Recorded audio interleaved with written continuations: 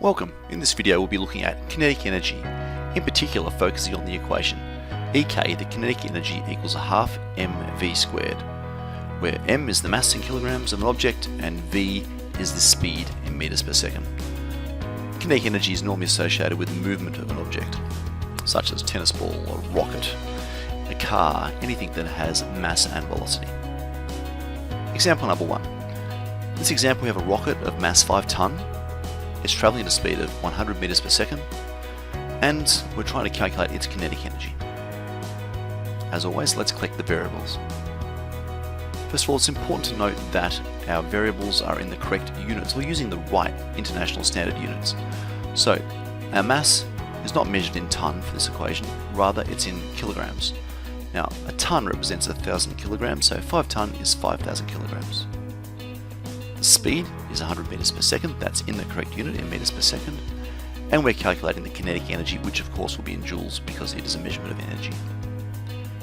The equation we're after is EK, kinetic energy, equals a half mv squared. Let's now substitute our values and known quantities into this equation.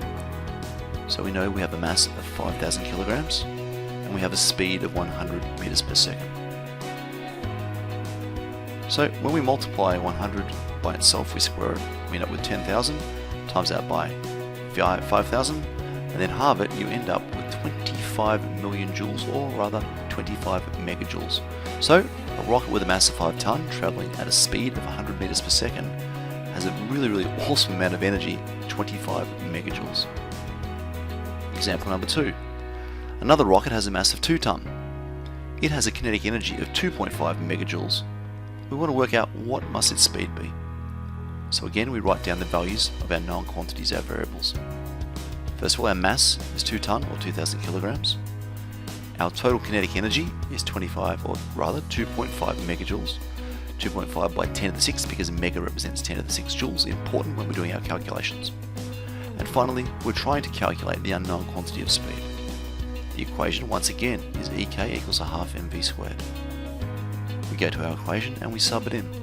This time we know the kinetic energy to be 2.5 by 10 to the 6, or 2.5 megajoules, and we know the mass to be 2,000 kilograms. So we sub in, and you can see here our v squared is still an unknown quantity.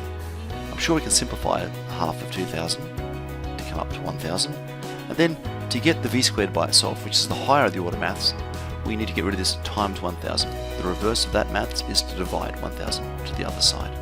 So v squared equals 2.5 by 10 to the 6 divided by 1,000.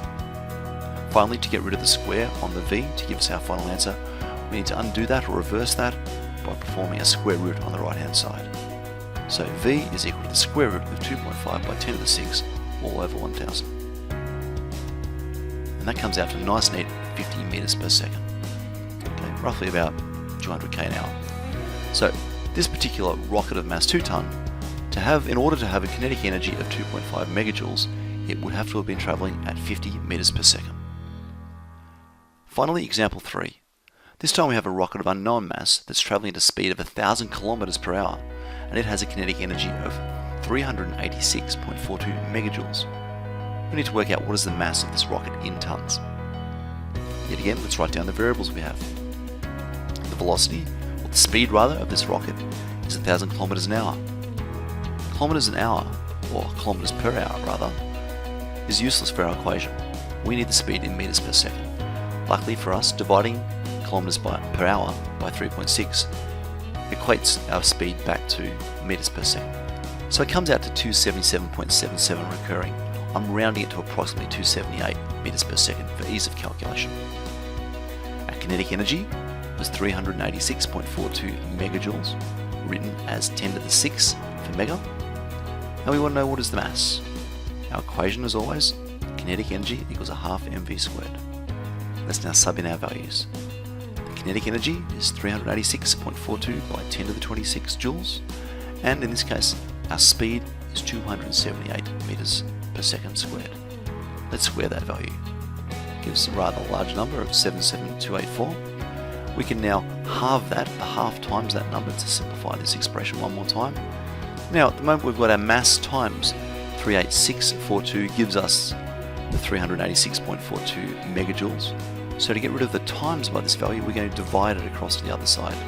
So our mass by itself is 386.42 by 10 to the 6 megajoules divided by 38642. And that comes out to 10,000 kilograms. But because we wanted our answer in tons, divide that by 1,000 comes back to 10 ton.